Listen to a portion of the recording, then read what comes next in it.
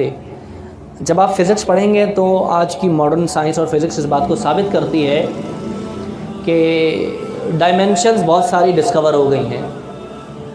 اب ایک ایسی ڈائمینشن ہے جہاں پر اگر آپ ٹائم کو زیرو کر دیں یا ٹائم اسپیڈ پر آ جائیں تو ماضی، حال، مستقبل سب یکساں نظر آئے گا آدمی کو. ان اولیاء کرام کے لیے ان چیزوں کو تسخیر کرنا کوئی بڑی بات نہیں ہوتی ہے. اسی لیے نبی علیہ الصلوۃ والسلام نے ارشاد فرمایا کہ اللہ نے میرے سینے پر اپنا دست قدرت رکھا، فَعَلِمْتُ مَا كَانَ وَمَا يَكُونُ، تو جو ہو چکا تھا اور جو ہونے والا ہے سب میں جان گیا.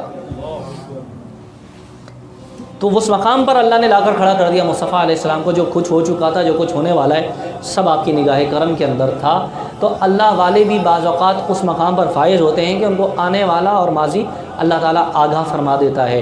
تو آنے والے دور کے لوگ ہم ہیں، ہم فاصلے پر ہیں، لیکن وہ اللہ والے ہم سے فاصلے پر نہیں ہیں.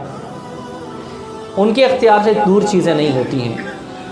غوث پاک رحمۃ اللہ علیہ فرماتے ہیں نا کہ میں دنیا کو اپنی ہتھیلی پر ایسے دیکھتا ہوں کہ خردلن، جیسے ریت کا دانہ، رائی کا دانہ ہتھیلی پر رکھا ہوتا ہے، اس طرح پوری دنیا میری ہتھیلی پر رکھی ہوئی ہے. جب پوری دنیا رکھی ہے تو دنیا میں رہنے والوں کی کیا بات رہ جائے.